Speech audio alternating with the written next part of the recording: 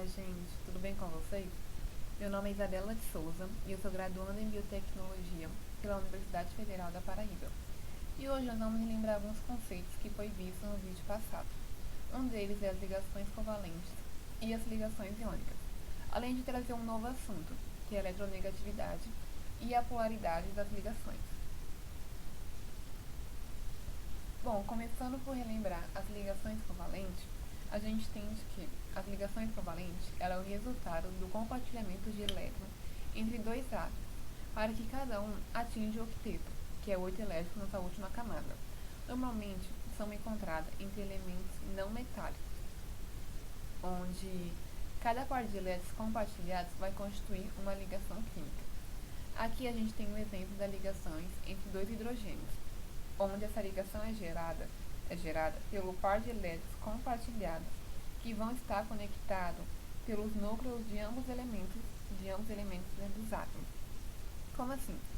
O hidrogênio ele precisa se estabilizar com apenas um compartilhamento. Então, como ocorre ligações entre esses dois, eles vão fazer apenas uma ligação química. E aqui esse hidrogênio, esse elétron que vai estar compartilhado entre os dois, vai estar conectado entre ambos eles.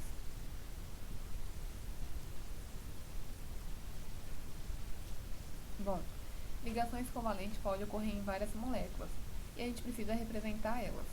Elas podem ser representadas pelos símbolos de Lewis dos elementos, onde a gente vai ter o elemento químico e em volta dele vai ter a quantidade de elétrons que esse elemento tem na sua última camada de valência. No caso aqui, o cloro, na sua última camada ele possui 7 elétrons e para que se estabilize ele precisa compartilhar apenas um. Como essa ligação ocorre entre os dois, vai formar apenas uma ligação simples, aqui. Na estrutura de Lewis, cada par de elétrons em uma ligação é representado por uma única linha. Tá vendo? Esses dois elétrons aqui viraram essa linha. Não precisa colocar os dois pontinhos simples, é só colocar a linha mesmo. A mesma coisa que acontece entre o hidrogênio e o flúor, entre o H2O, onde o oxigênio, para que ele se estabilize, ele tem que fazer duas ligações. E o hidrogênio apenas uma, então por isso que tem dois hidrogênios conectados ao oxigênio. A mesma coisa que acontece com o nitrogênio. Ele precisa se estabilizar fazendo 3 ligações químicas. E o hidrogênio também, como é só uma, cada um apenas faz uma ligação simples. Bom, a formação de ligações covalentes entre átomos polieletrônicos envolve apenas os elétrons da camada de valência. A gente vai usar como exemplo a ligação entre F2, entre dois flúors. Bom, o número atômico do flúor é 9. E pela essa distribuição eletrônica, dá para perceber que na sua última camada de valência, ele vai possuir 7 elétrons. Como aqui no caso a gente vai ter representado pela estrutura de Lewis, onde a gente tem o flúor e esses 7 pontinhos em volta dele. Como para que ele se estabilize com a regra do octeto, ele só faz apenas uma ligação. Então aqui esses dois pontinhos vão ser compartilhados, porque é a ligação química, ou até representada pela linha mesmo. E aqui a gente tem essa representação, onde cada um já se estabilizou com 8 elétrons. Bom, como os átomos, como apenas os elétrons de valência vão participar dessa formação, os elétrons que não são ligantes são chamados de pares isolados. Então esses elétrons aqui, que não fizeram ligação química, são chamados de pares isolados. Então cada flúor vai possuir 3 pares isolados.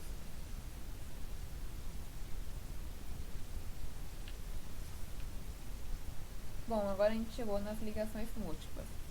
É possível que o elemento químico ele pode compartilhar mais de um par de elétrons. Quando ele compartilha apenas um par, a gente chama de ligações simples, que é o que acontece aqui novamente entre as ligações entre dois hidrogênios, compartilhando apenas um. Quando ocorre o compartilhamento de 2 pares de elétrons, vamos chamar de ligação dupla, que acontece aqui entre o dióxido de carbono, o CO2, onde o oxigênio, para que ele se estabilize, ele tem 6 elétrons nessa última camada, e para se estabilizar ele precisa fazer 2 ligações. Então, em vez de colocar duas ligações, uma linha, 2 linhas, é mais fácil de representar pela ligação dupla.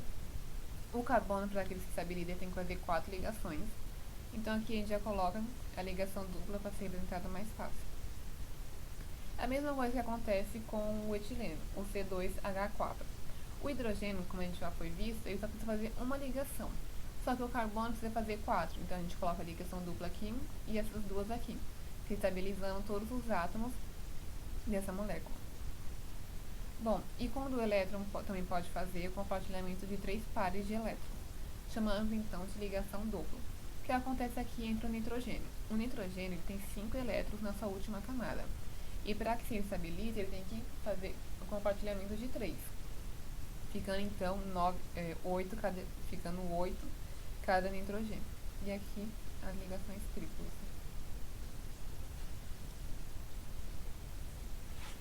Bom, e agora que a gente chegou nas ligações iônicas.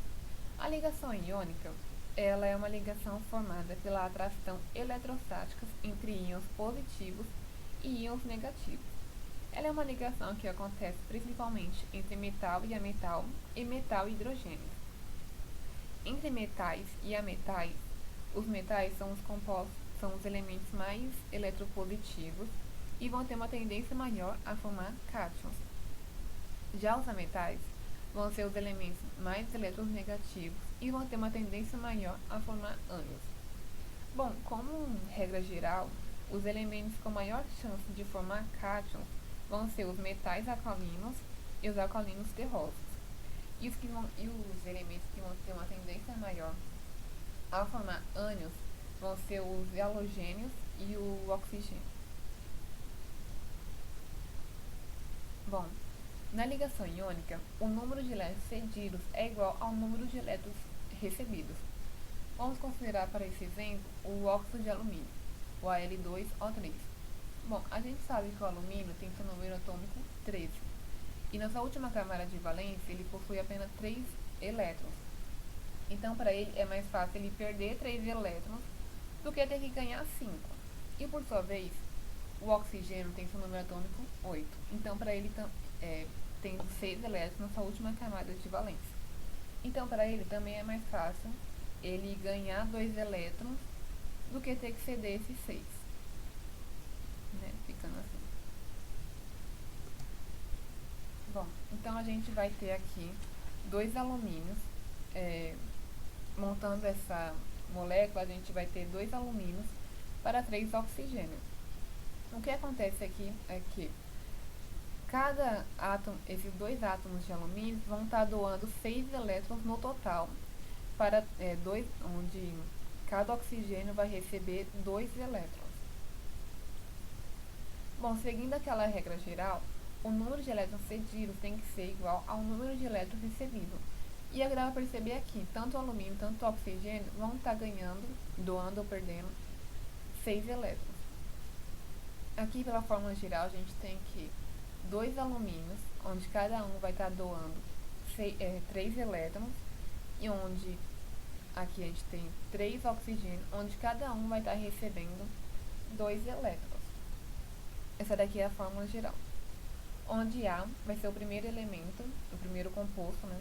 E X é o número de elétrons doado, por isso que ele é positivo. E B, ele vai ser o segundo elemento da ligação iônica, e Y vai ser o número de elétrons recebido, por isso que ele fica Y negativo. Ficando então AYBX, porque tanto X quanto Y vão fazer uma troca, eles vão trocar de lugares. O que acontece aqui? Esse 3 vem pra cá, que é o que acontece, ficando aqui O3, e esse 2 vai vir pra cá, ficando alumínio 2. E agora a gente chegou praticamente nos assuntos mais importantes desse vídeo, que é a eletronegatividade. A eletronegatividade, ela é dada como uma tendência que os átomos têm de atrair os elétrons. Um exemplo aqui é o composto NaCl, que é uma ligação iônica entre o Na e o Cl. Para que os 2 elementos tenham 8 elétrons na sua última camada de valência, o Na ele tem que perder um elétron, porque para ele é mais fácil ele perder um elétron do que tem que ganhar 7, se tornando então Na+. E para o Cl, ele também tem que ganhar um elétron, porque para ele é mais fácil ele ganhar esse um elétron do que perder seus 7, ficando então Cl-. Assim, fazendo essa ligação com a eletronegatividade, a gente pode entender que a capacidade de atrair elétrons do Cl, o sódio, ou seja, a sua eletronegatividade, vai ser menor do que em comparação com o Cl, do que com o cloro, pois ele vai estar doando o seu elétron para o Cl. E quem doa é sempre quem vai ter a eletronegatividade maior que o outro composto. Quem atrai esse elétron, quem está recebendo, é sempre que vai ter o composto da ligação que vai ter essa eletronegatividade maior.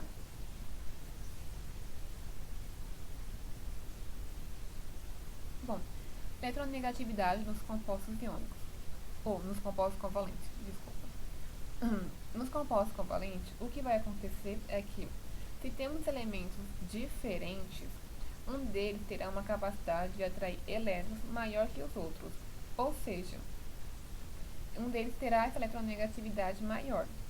Com isso, os elétrons compartilhados na ligação vão ser mais atraídos pelos elementos mais eletronegativos. Ou seja, o que vai ocorrer é um compartilhamento desigual desses elétrons na ligação. Porém, se a gente tem uma molécula com elementos iguais, cada um vai atrair os elétrons da ligação com a mesma intensidade, e eles ficarão com um compartilhamento igual desses elétrons. Bom, aqui de forma mais fácil de observar. Novamente a ligação entre dois hidrogênios. Como esses elementos vão ser iguais, eles vão estar compartilhando esse par de elétrons com a mesma intensidade. Cada um vai estar puxando igualmente, ficando então os elétrons no mesmo lugar. Porém, na ligação entre o HCl, o Cl, o cloro, vai ser o elemento mais eletronegativo dessa ligação. Então, quando eles fazem essa ligação simples, o Cl vai puxar esse elétron para mais perto de si, ficando então esse deslocamento desigual entre esses dois elementos químicos. Bom, e a escala de Pauli? De forma mais conceitual, a eletronegatividade é definida como uma medida da habilidade de um átomo tem em atrair para si os elétrons. Desculpa.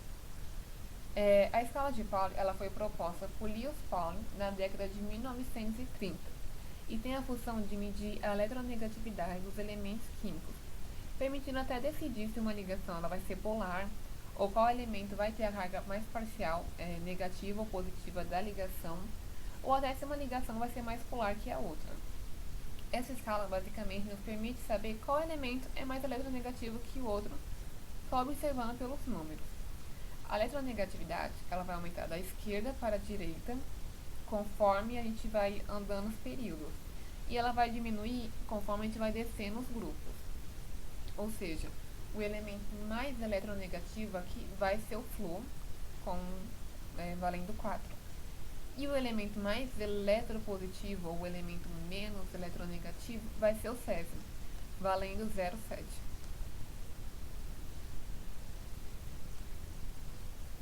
Bom, agora a gente chegou nos temas centrais, que é a polaridade da ligação.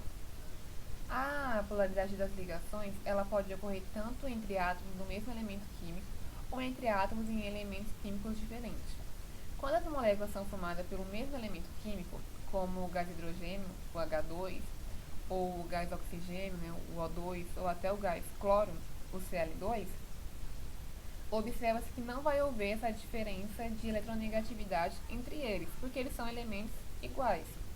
Em consequência disso, a gente não vai ter a formação do par de nuvem eletrônica, uma nuvem, na ligação, porque porque não vai haver esse deslocamento dos elétrons, não gerando então essa formação de polos, porque eles vão estar com a mesma intensidade. Nesse caso, quando essa ligação ocorre entre átomos iguais, a gente denomina que essa ligação covalente vai ser apolar. Porém, já nas moléculas formadas por átomos de elementos químicos diferentes, como HCl ou H2O, o par de nuvem eletrônica será compartilhado de forma desigual, sempre vai ser puxado por elemento mais eletronegativo. Em consequência disso, a nuvem eletrônica da ligação vai ocorrer esse deslocamento. E a nova eletrônica vai ser formada onde o elemento mais eletronegativo vai ser a nova eletrônica negativa e no caso, mais eletropositivo vai ser chamado de positivo mesmo, onde o átomo que atrai mais fortemente vai ocorrer fortemente esse átomo, vai ter esse negativo. E quando ocorre essa ligação entre elementos químicos diferentes, a gente denomina que a molécula vai ser chamada de ligação covalente polar. Bom, a diferença de eletronegatividade entre dois átomos é uma medida de polaridade da ligação. Quando essa diferença é próxima a zero, chamamos de ligações covalentes apolares, que vai ocorrer o compartilhamento de elétrons igual ou quase igual. Porém, se a diferença for próxima a 2, a gente denomina que essas ligações vão ser covalentes polares, que vai ocorrer o compartilhamento de elétrons desigual. Porém, se essa diferença for próxima a 3, se for uma diferença grande, chamamos de ligações iônicas, que vai ocorrer a transferência de elétrons igual ou quase igual. É sempre bom lembrar que as ligações iônicas vão ser sempre polares, porque elas sempre se dão por elementos químicos diferentes. E como para ocorrer a ligação iônica, um elemento tem que ser sempre mais eletronegativo que o outro, essa diferença vai ser bem grande, por isso que é próxima a 3. Vamos ver um exemplo. Aqui, por exemplo, a ligação entre o CsF, que é o fluoreto de Césio. Voltando naquela tabela de Lewis, proposta pelo Lewis, a gente sabe que o flúor vai ser o elemento mais eletronegativo, então ele tem 4, e o Césio 0,7. Então, fazendo um menos outro, a gente tem 3,3. Logo, essa ligação iônica é melhor descrita como uma ligação iônica, onde o Césio vai ser positivo e o flúor negativo. Porém, essa ligação entre o HCl, o cloreto de hidrogênio, a gente sabe que o cloro vale 3 pelaquela tabela e o hidrogênio vai valer 2,1, dando resultado, fazendo um menos outro, de 0,9. Logo, a ligação ela é melhor descrita como uma ligação covalente.